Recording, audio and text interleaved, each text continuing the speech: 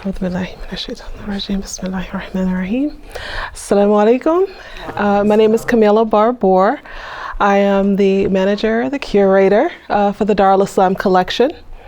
I am originally from Brooklyn, New York. I started with the Dar. I was born into the Dar community, specifically Yassin Masjid, which is where the Dar was headquartered.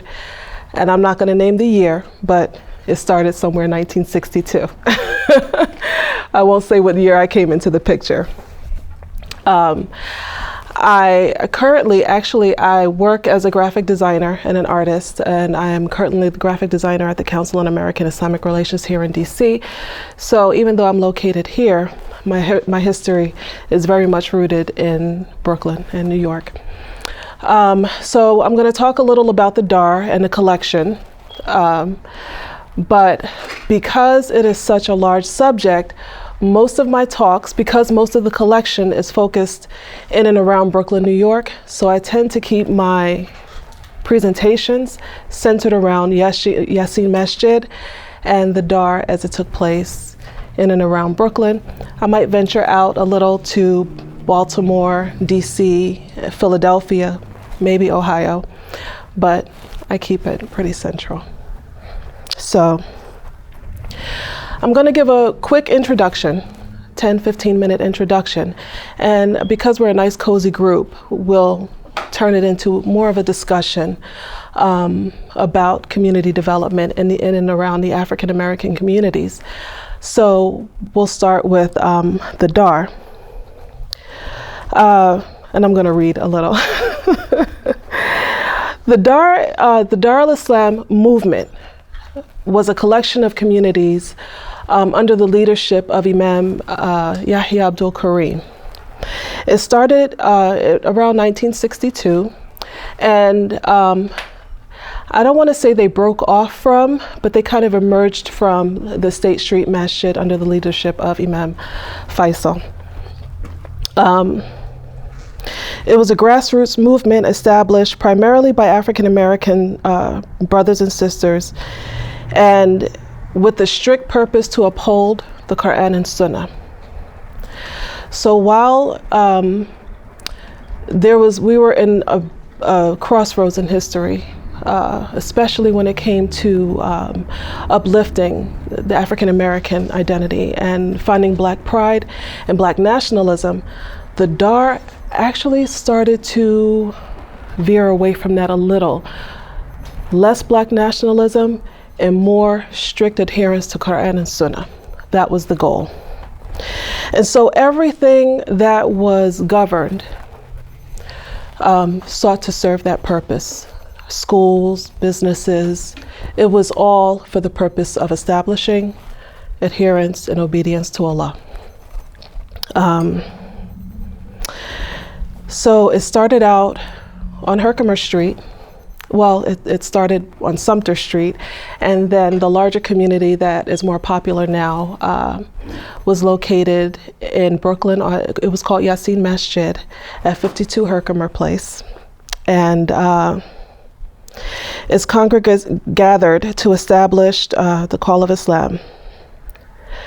Though the mosque was named after a chapter in the Quran, the Surah Yassin, they called it the Yassin Masjid, the community as a whole, the whole collective community, was referred to as the Dar, loosely referred to as the Dar. And when I say the collective, why? Because it started off with a small headquarters and grew to be one of the largest collection of Sunni masajid established by African American Muslims, totaling about 30 to 32 masajid across the United States, Canada, and the Caribbean. Okay, so this was a pretty big establishment, the largest to date. So why do I get invitations to go speak places? Well, because my father, Khalil Abdul Kabir, was a photographer in the 60s and 70s, and he was a photographer for the Dar. Everybody in the Dar had a job to fulfill, and his job was to document our history And he did that in photos. It just so happens to be the largest collection of this period, the largest collection of photos documenting this period in history. The collection itself has about 200 pieces, and I release them little by little. As I get a chance to sit and write and talk about them, I'll release more pieces. So we have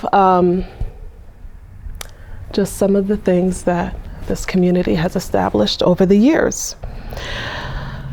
The Dar existed and functioned between 1962 to 1982, when there was a bitter split, when Imam Sheikh Jilani came, and Sufi Imam, and many of the congregants went this way, the other went that way. Some politics were involved.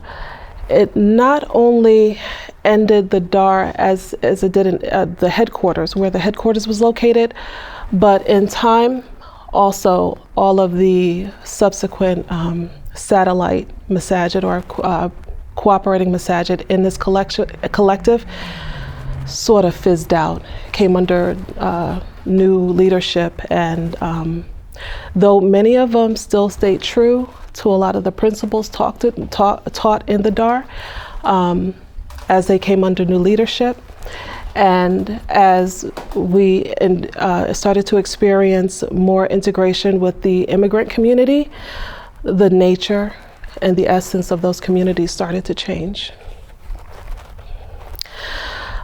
So now you won't find any community that calls itself the Dar, but you may find communities now that still have some of the essence that was captured in those primary years. Okay. So all aspects of the Dar al-Islam movement personify the collective aptitude of the participants who raised these communities, and it was with diligent acts of submission to the will of Allah that created traditions unique to the African American Muslim experience, and the benefits of the Dar extended well beyond its humble beginnings, which the effects can still be seen today. So that's a very general, broad view of the Dar.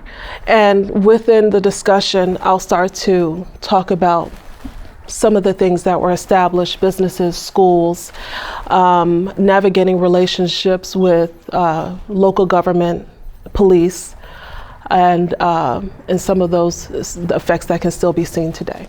So what was kind of the beginning? Was there a person who had taught them, or is this actually something that dates back to even basically back to slavery, some of the slaves holding on to Islam?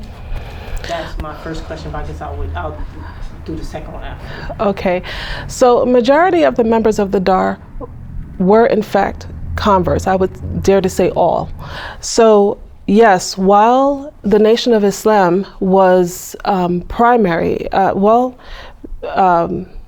integral in establishing Islam in America, and at least raised enough questions for people to want to find out more about this religion, Islam was also brought by immigrant Muslims. Let's not, totally discount or ignore their presence, whether they was traveling through the United States or whether they actually settled here. They were also primary in bringing Islam to America. As a matter of fact, some of the earliest grade books and readings and Qur'ans and learning material was donated or given to us and shared with us through the Ahmadiyya Muslim community, believe it or not. They came with a wealth of information. So when we talk about our grade books and our learning materials,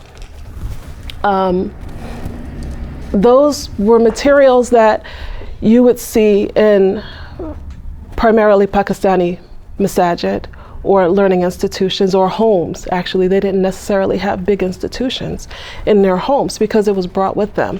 And we benefited from that. And as time went on, actually, word got around that, hey, there's a large Muslim community in America. you started to see countries like Egypt, Morocco, and later on the Saudi government send ambassadors here to the United States to share learning materials and to educate, to help teach Islam as they saw it, or maybe to fill in the gaps. And this was, and you could see this not just in the learning materials, but the flag photo for the Dar. We started to adopt their dress. We started to adopt this Muslim form of this Muslim image. And it was a mix of our own homemade clothes, our own look, and a little Arab in nature, and a little bit of Pakistan in flavor. It was a mesh. And somehow we made it us. It was ours. My understanding of the Dar came, and she alluded to it, came out of the State Street Masjid under Sheikh Dawood Faisal. That was about the converts that you identified came, learned Islam. Brooklyn, with the State Street, and then from Sheikh Dawood's community, Imam Yahya and them grew out of that, put a little bit more focus on African American concern, is what my understanding, how the Dar on the movement evolved out of. And that is where I've seen they learned Islam from. What I found unique in what you just said, as well as the influence of the Ahmadiyans, or the contributions of the Ahmadiyans amongst the Dar, as we know as well, their contributions were influenced amongst the people of the Nation of Islam. So what Brother Amir was saying is that most of the members of the Dar actually came from State Street Masjid. It started there under the leadership of Imam Dawood Faisal. So you made that point. And he converted. Yes, Imam Dawood Faisal was of Caribbean descent, and he moved to New York, and he converted. And that in itself is another very rich history that is rooted not only in Islam, but in Black culture during the Black Renaissance. The music industry, culture, it's... I'm not going to speak on that because my focus is the Dar. You want me to go there, but I'm going to keep it focused to the Dar. They could look online. Yeah, there's a lot of information about Imam Dawood Faisal and how he just was really important to the establishment of Islam in America, and not just that, but actually literally changing the face of Black America by how he influenced and the people who followed him, including members of the Dar, and changing the actual makeup of the neighborhoods that they occupied. I got a couple questions.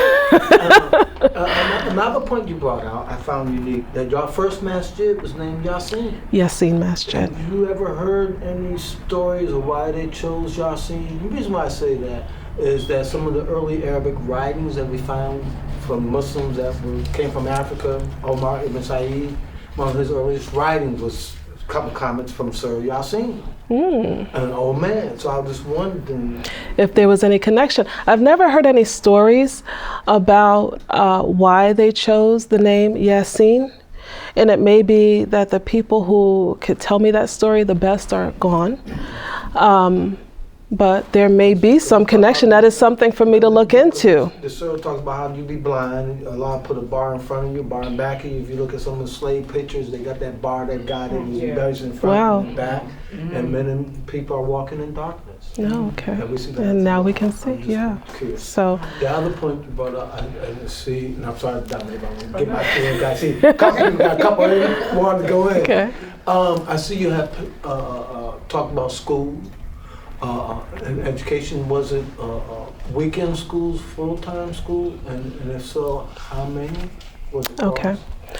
So let's talk about some of the businesses and institutions, or some of the things that the DAR established. Necessity was the mother of invention, and when they started to raise their communities, they were also at the age where they started families. And so quite naturally, they needed a place. And remember, they're centering their whole life around the establishment of Islam and obedience to Allah and following the Prophet sallallahu alaihi wasallam, which meant that first we needed to educate people. Not just educational outlets for adults, but also for the children that they were now having. And whether people want to admit it or not, there was still a lot of black nationalism with them, where we established our own, and they sought to stick it to the man. We don't need them. We have our own businesses, schools. And so from that, we had Madrasa al-Shahidain. It started out actually as a daycare. I was one of the first attendees at the daycare, and that photo right there. So that's my mother taking one of the children into the daycare, and there's a photo behind it of us as babies. And as we grew, now they needed to educate. And so it turned into a school. In the state of New York, there was still some backlash or pushback from homeschooling, the idea of homeschooling, and the story of Sister Clara Muhammad and her fight to establish schools. I mean, there's a lot of history there. So in order to do that, we needed to educate ourselves on the ins and outs of New York State education system, which meant that, so now we learned how to navigate the education system to establish schools and make it acceptable, not necessarily accredited. I don't know if the school ever reached accreditation, but was in the process of accreditation. Teachers had to be educated. So one of my father's partners, he had a photography studio, Brother Ishaq, the late Brother Ishaq Abdul Malik Al-Mulk, went on to get a degree in education and became the Amir of education for our school. And in the photo in the back, that's him with the first graduating class from elementary school. So we navigated the education system, and it pushed people to now also seek education so that they can gain the credentials and be qualified as educators. And that's how most of our establishments, came about, our institutions came about. Jihad al-Akbar magazine. We had to spread the word, get our story out. What better way to propagate our cause than to spread the news? No one had a degree in journalism, so some brothers actually went to school to learn journalism. My father went from photography to learning the print process, him and Brother Jamal Qayyum. They went on to learn the print process so that they can establish the newspaper. And they also, in that effort, they also started to do more outreach. How? Through that, believe it or not, they actually came to the DC area to have Jihad al-Akbar magazine printed. So the late Brother Mateen Cheetah, he was here, established in there was a printer off of Sligo Creek in Maryland. And he started this print shop so that MSA, the Muslim Student Association of America, which was also still brand new, had a way to get their message out. But he established a print shop. So the brothers would get in a car, they would lay the paper out, get in a car, drive all the way from Brooklyn down here, and have their magazines printed. And now we're starting to interface with other organizations. So in that way, we're not an isolated community. We're no longer isolated. And this becomes more and more evident. And you're going to see later, oh, this photo here was one of the first MSA conferences. The DAR sent a delegation to, I think it was Fishkill, New York, to participate in one of the first MSA conferences, because we helped build these communities. We were helping to build and establish Islam in America. And so they sought to be a part of the conversations that were making these efforts official. So that's, you know, education-wise, businesses. Again, some brothers didn't want to work for the man. We work for ourselves. So they started making their own incense and oils. You know, everybody talks about Muslims, you know, we sell incense and oils.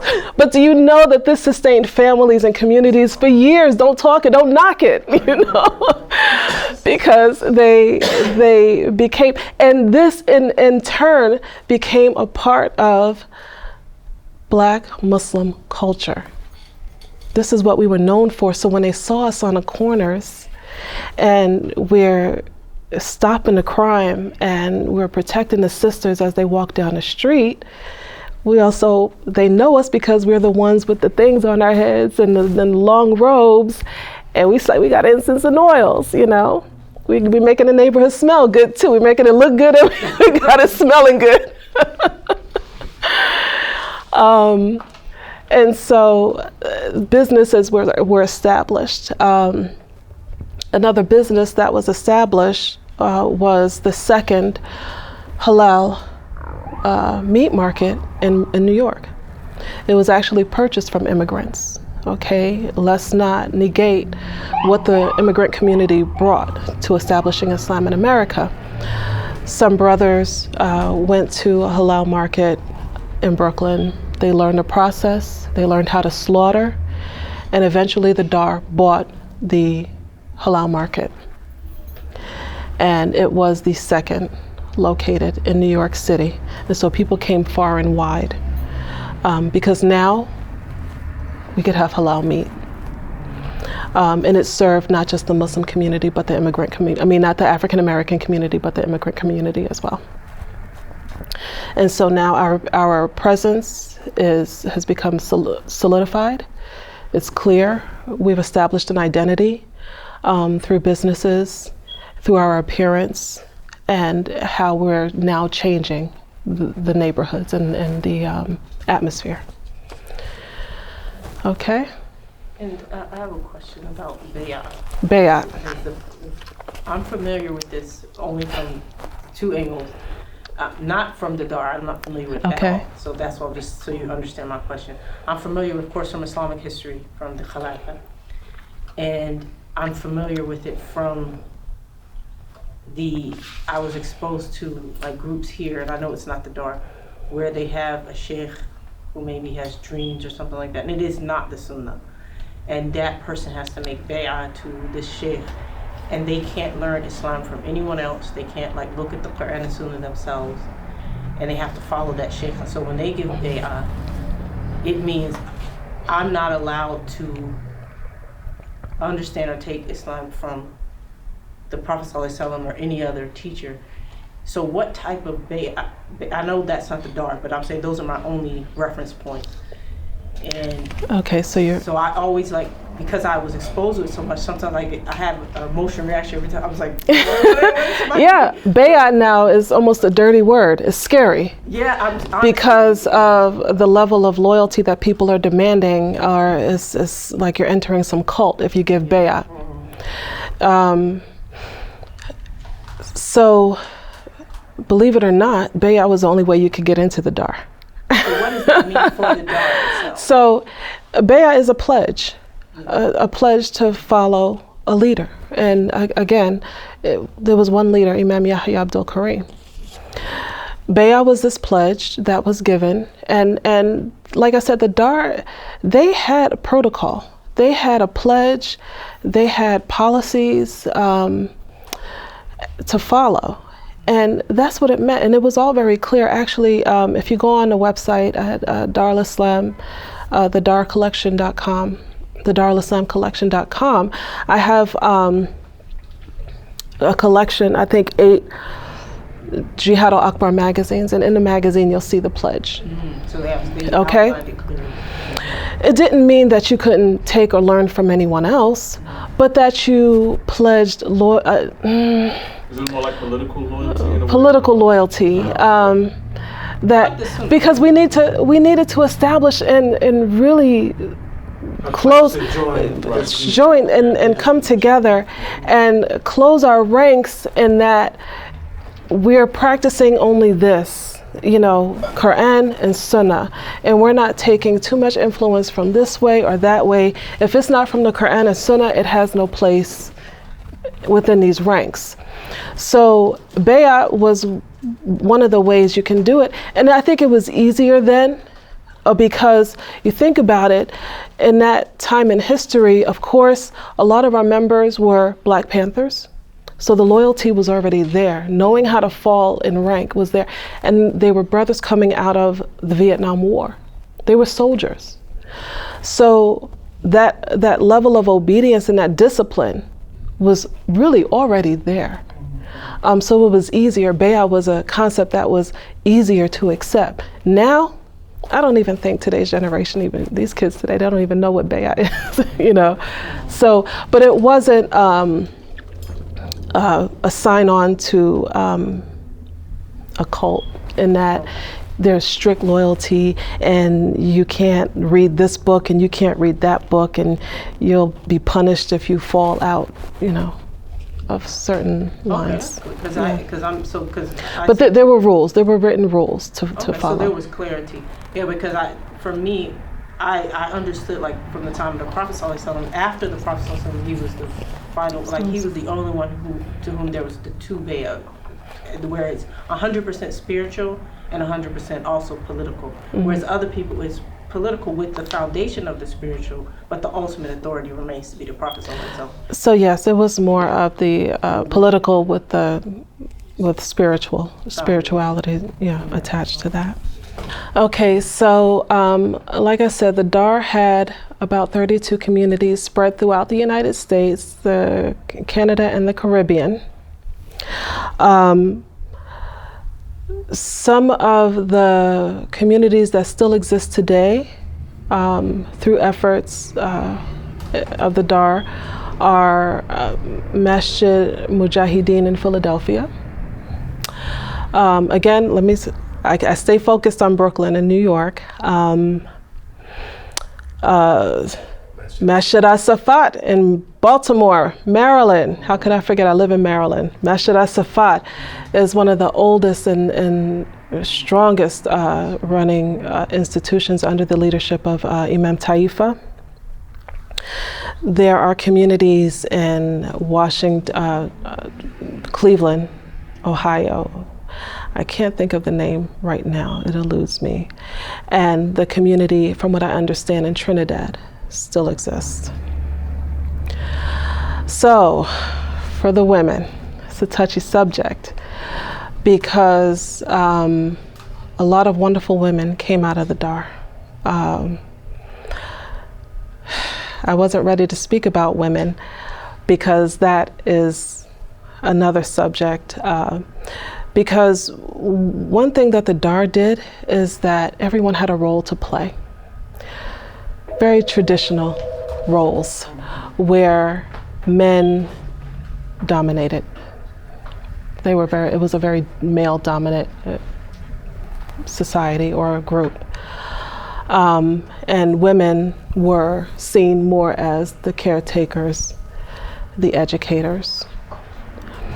But we do have sisters who went on to become leaders in the community, but I'm not sure if they came from the DAR. You understand? Because I have to research these women as individuals, so I don't want to start name dropping, and I'm not totally sure. And I don't want to embarrass myself on camera Let's say, oh yeah, she was one of the Dar sisters. Yes, so many of these sisters went on to establish organizations that benefited women. They went on to become nurses and, of course, educators. But for the most part, if you read some of Jihad there are chapters or sections in the Jihad al-Akbar magazine, which today it made me cringe to think that this was the image that they had of women. And believe it or not, actually, there's a lot written about women in the Jihad al-Akbar magazines. But it's often reduced to roles at home and fashion. And there's one article on feminism. It was hard to read, but it was where they were then. And is not necessarily reflective of where women and Muslim women are now. But members of the Dar did not dismiss women or lock them in a closet. One of the photos actually in the collection is of the women's conference at Yasin Masjid. Women from Philadelphia, New Jersey, New York, and one or two other cities that was named, gathered for annual conferences surrounding women. What were the subjects discussed in those conferences? I don't know. But they did happen, and we have photos of them happening. But in terms of them putting women in the forefront, that's not something that I have seen come out of the Dar in the primary years. It did come out later, closer to the end of the Dar. But again, I don't want to name drop without knowing for sure that the work that those women did was specific to serving the Dar, opposed to the community, the larger community. Okay. Yes, yes, sister. I'm sorry. Yeah, I had a question, about the end of the Dar, because from listening to you, I see the Dar, it was primarily African American Muslims. Mm-hmm. So at the end, when you said the Sheikh came, Sufi Sheikh came, so he came to the community. When he came to the community, did he come in a capacity to teach something or whatever? How did everything start changing? How did it, everything kind of start going down? Did he come because you made baya to the imam, the sheikh? When he came and stuff, did it switch where he started taking up maybe leadership and end up? Well, he didn't come in a mad takeover. Okay. She's asking specifically about the switch. Yeah. An imam a leader from Pakistan came in, mm-hmm. and he took some of the most loyal followers and they broke off into another community. He came with knowledge and information, because again, at this point, people from other countries started to send ambassadors to the United States to educate and to give people ijaza on Quran and Islamic studies. And so I would imagine that he first introduced himself as one of those ambassadors, or an educator, a spiritual leader. And remember, a lot of the influence was already coming from the Ahmadiyya movement and Imam Dawood Faisal. And if you read about Imam Dawood Faisal, there was some question as to whether he himself was Sufi. So the influence was already there. And so when that transition came, the ideas that they were coming with were kind of easy to accept. There was no mad takeover, because our own Imam, Imam Yahya Abdul Karim, also went in that direction. And he took the community with him. Okay. Okay? And so, yes, that's how that transition began. I'm thankful to be in the circle. I was thinking about the it's not really a question as this particular part, the time frame of the MSA, because some of us were in the Pacific Northwest, in Seattle, Washington, and Vancouver, and the time frame was the whole 69, 70, 71. And I don't know, because I didn't know the East Coast like that out of Canada, you know, and what was that time frame close to? Okay, so this particular photo was taken in 71 and 70 or 72.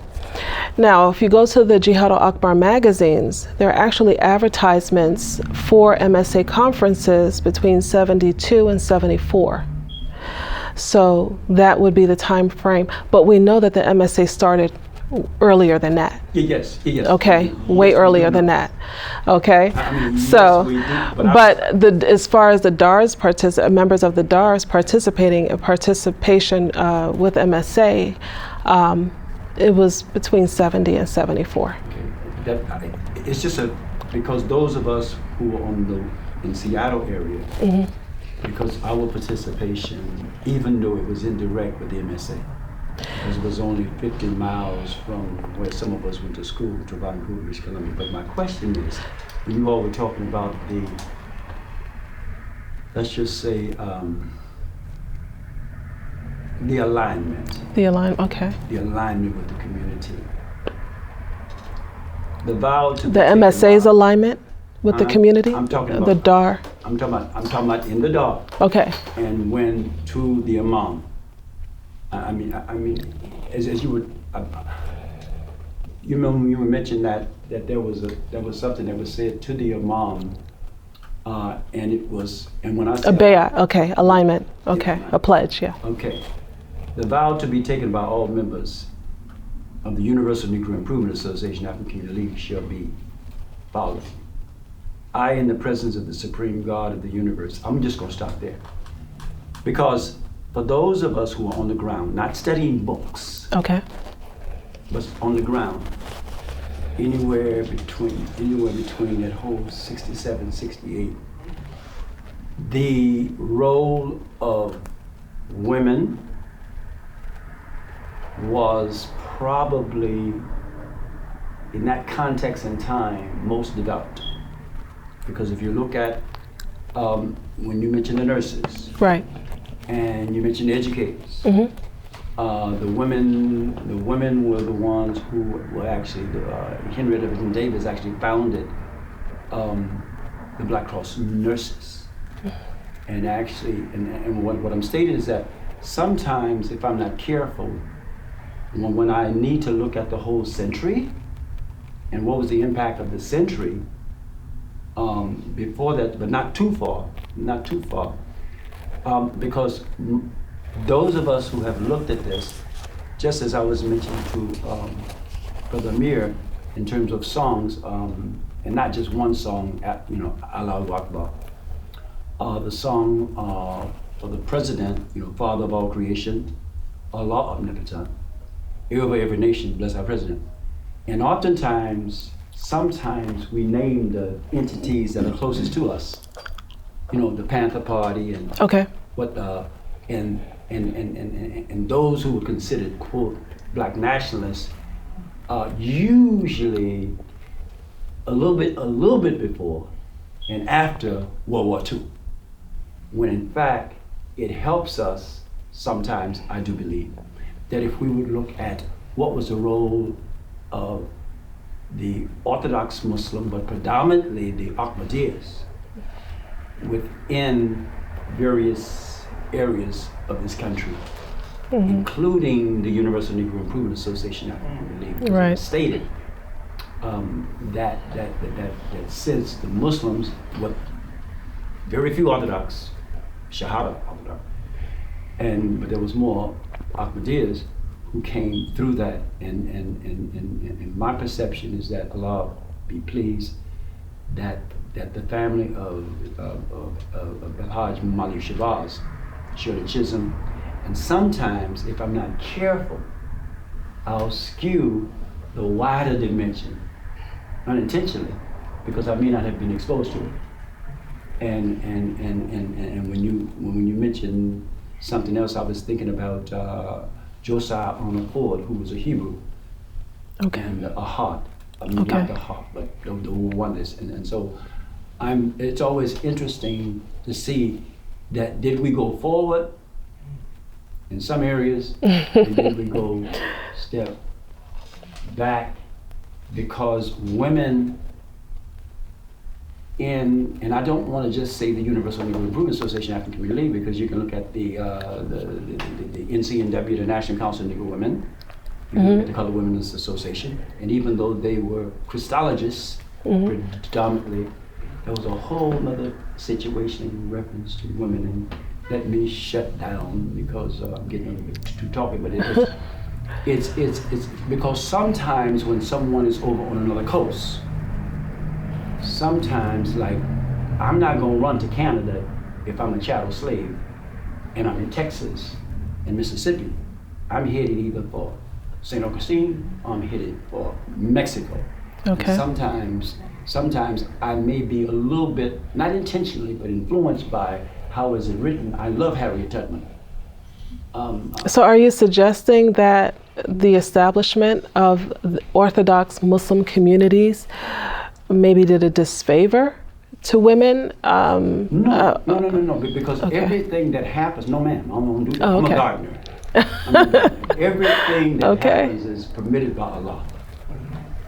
Alhamdulillah. Okay. What I'm suggesting is that it's favorable to look at what was happening in even if you don't, I like to deal in the decade. Right. Because the reason why the census of even the American government is every 10 years. Right. And what happens is that those of us who are looking at things, we would rather look at things as that, what is the proactive? I see the education, right? Right. I see the education in DAW. I see the education. And what happens is that we were always taught, take what women do. It just so happens is that I'm among some brothers who I look at women builders of institutions, in particular of educational institutions. And because of that, I ask women to be concerned about following men 180 degrees in the improper direction. And I'm not going to push that off on women. Right. I just mentioned something because, and brothers following women who followed men, and all who followed women. Right. And so that's because I can Monday night quarterback about to look and see what would the women do. As you mentioned, there were roles. There were roles. And at that particular point in our development, in that context, it appeared to me that the men and the women were doing what was under their knowledge base and practice. Right. And so, alhamdulillah. And remember also in this, like, it was a crossroads. There was a paradigm shift. A lot of groups started to emerge and redefine themselves at this time. Women, Muslims, the homosexual community. A lot of people started to emerge and redefine and empower themselves with the knowledge that they have, with the tools that they had available, and within social parameters, what was acceptable and what was lawful at the time, to try to make a place for themselves in American culture. And the Muslim community was no different. And the African American Muslim Sunni community emerged as one of those facets that changed the face of American culture. And so there was a lot of change going on, and there's a lot of different groups to point at and to kind of compare ourselves, but there was a simultaneous burst of growth and redefinement. So I'm sorry, brother, go ahead, your question. But thank you so much for your comments. What the DAW community, as far as the time frame, when is the earliest that it goes back as far as making contact with other Muslims from different countries, the earliest? Oh, 1962. This was happening before the DAR was established with Imam Dawood Faisal. Remember, I had mentioned earlier that, the sister asked a question about how far back does the establishment of Islam come? Does it go all the way back to slavery?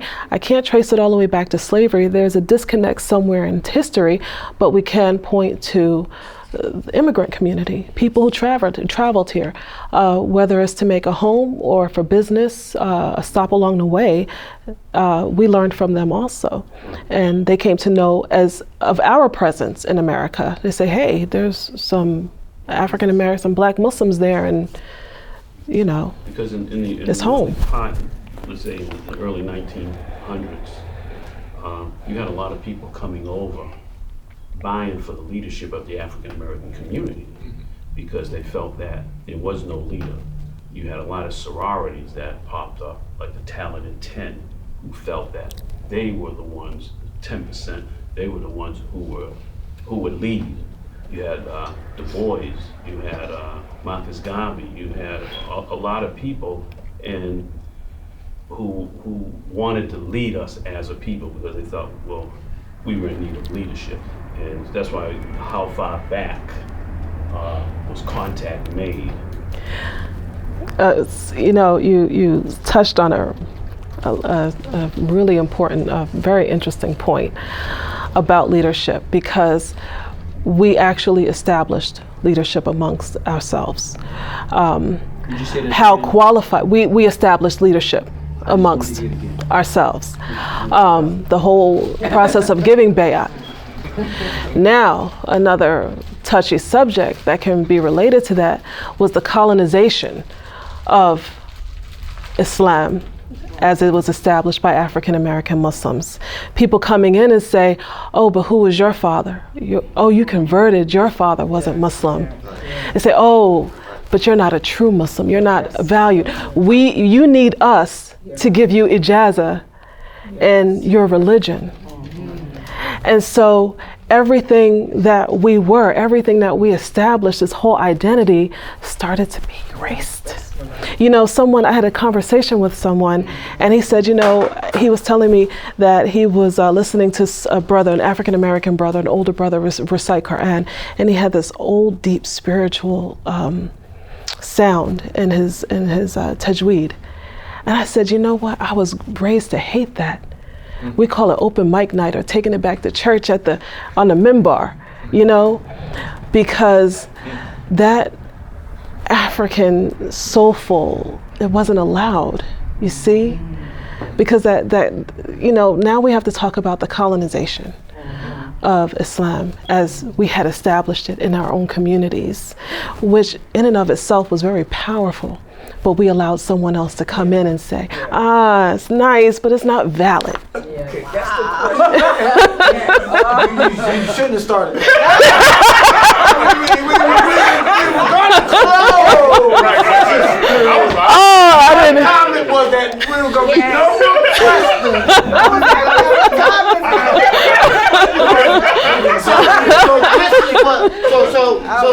So this is my assessment of our African American experience. But I do got two questions. Okay, we didn't even talk about the prison program and the imams, all that. Okay, all right. The brother asked the question, when did that intersection start merging? You see that coming in the 20s. The first peak of it, you see it with Noble Drew Ali, with Siddiqui Muhammad, with the Sudanese brother that heard them teaching, and he went over to go get a fatwa out that they're not teaching Islam. Okay, that was your first influence. Alhamdulillah, the Ahmadiyans, who got a bad name, has been very inspirational and influenced upon many Islamic communities in America and around the world. The sister alluded to, and you see it, she was kind in the beginning. Dar Islam broke away from Sheikh Dawood because their interest was not African American during the 60s, 70s because of the nationalism and the focus. They thought that their interest was not being addressed. So they started Dar Islam. Well, they just wanted to get as close to the Quran and the Sunnah, which didn't include nationalism. There was no black and white and other in Islam. We're all brothers. And then you have Wally Akram out of Cleveland, who first started out with the Ahmadiyans. And the Ahmadiyans, everybody's concerned with their culture. So they were more concerned about their Eastern culture. So they broke camp and started their own community concerns. And you look at with them under Wally Akram, he had a 10-year economic plan. Better improve, self-improve. All our communities, Islamic communities, looked to improve their local communities. So the Dar, Imam Ezzeldin in the 1930s.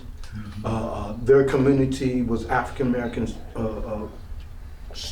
mainly, and they bought land and space.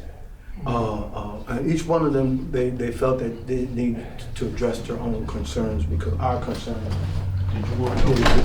was not being addressed. Well, I didn't even get into politics and navigating local and state governments. Okay. So yes, we did communicate with other groups. Depending on who you speak to, there were good communications.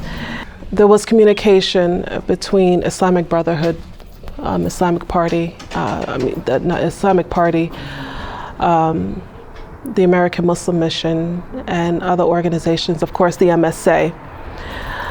And so we were not isolated. We were not an isolated group. We did work with other groups.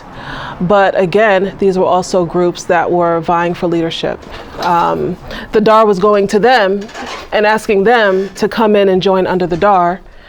And they were saying, no, we want you to, so we never came together as a large organization.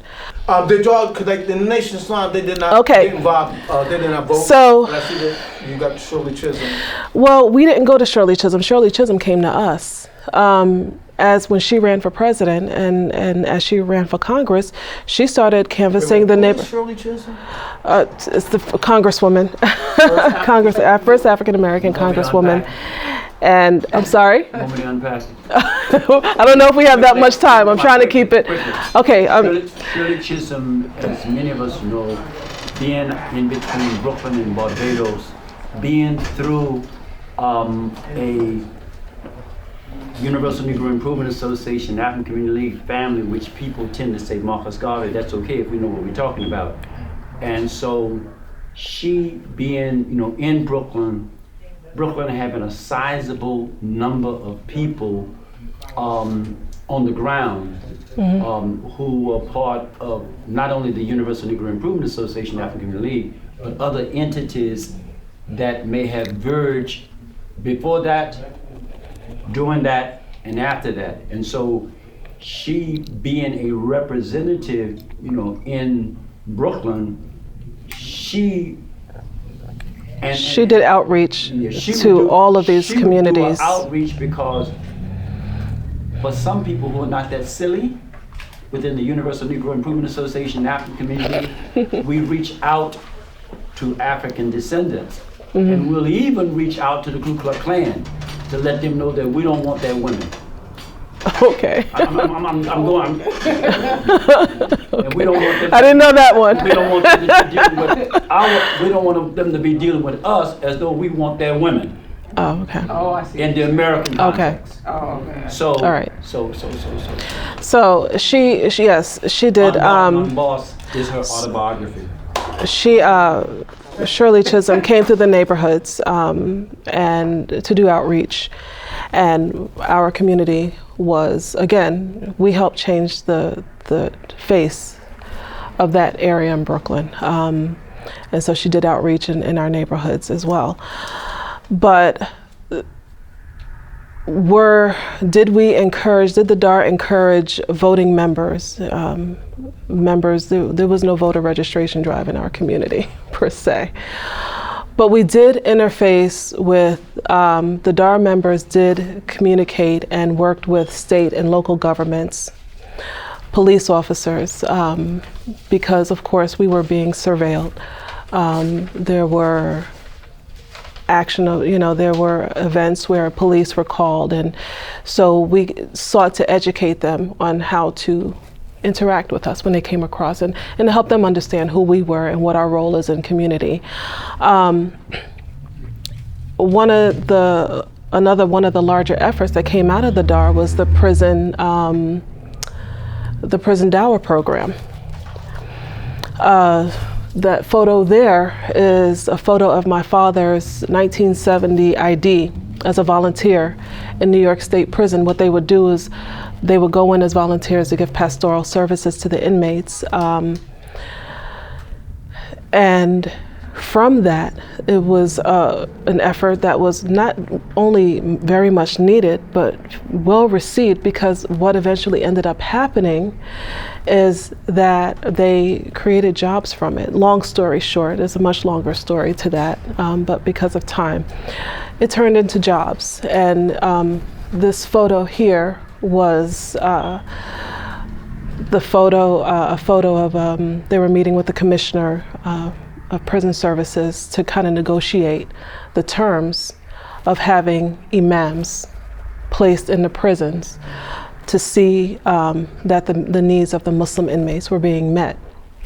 Eventually it did turn into a job, and today it still exists, where there is a pastor or an imam in just about every New York State prison, paid employee.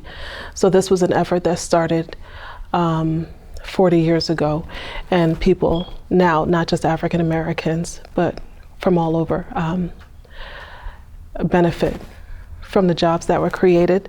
My father himself, he started out as a volunteer, and after his years as a graphic designer or a typesetter and a photographer, he went on to become one of the imams in a prison, and then also retired in an administrative role. So he helped to create his own job that he retired from. And luckily, my sister actually just got a job as chaplain for New York State Department of Youth Corrections. Office of OCFS, Office of, is a youth facility. So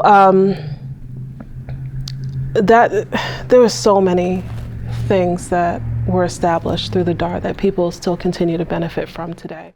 When you started, when you were talking about the need to go to more part and sunnah, was there? Can you point out motivations as to why they felt like they needed to, especially if they broke from Sheikh Daoud, who from what my understanding was already kind of broke off from, and trying to establish more Quran and Sunnah as well. So was there disagreements there, or was it that Sheikh Daoud didn't necessarily have the ambition of going nationally?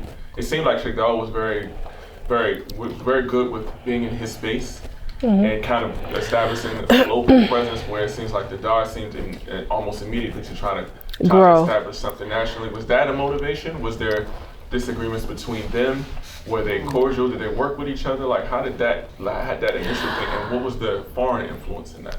Well, again, Imam Faisal, Daoud Faisal, excuse me, he worked with the international community, very much so. So the international influence was there. Mm-hmm. But remember, Brother Amir had touched on it a little. Imam Faisal was also very much into Black empowerment.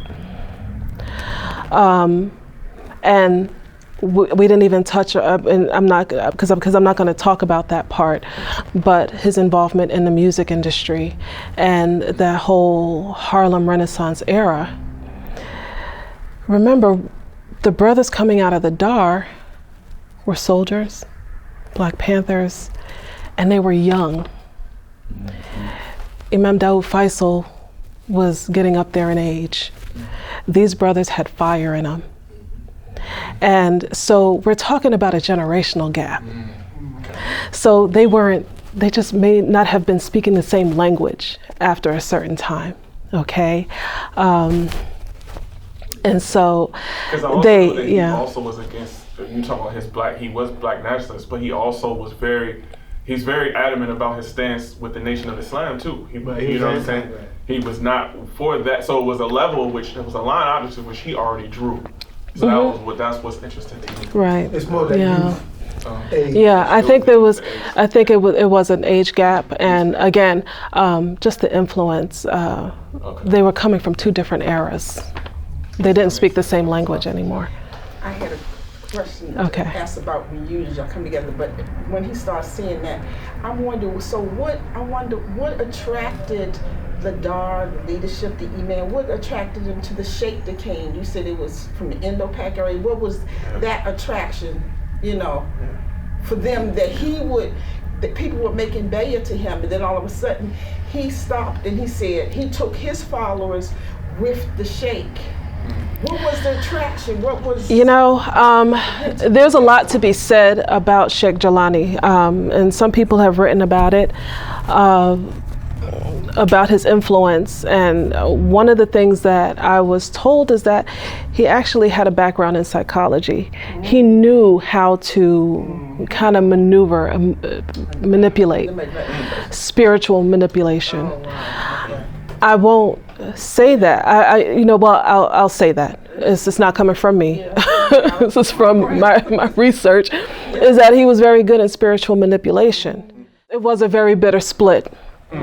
And the friends, I can speak for myself that the friends that I've made there, we are sisters and brothers in the truest sense. And I still have a relationship with many of those people today, very close relationships.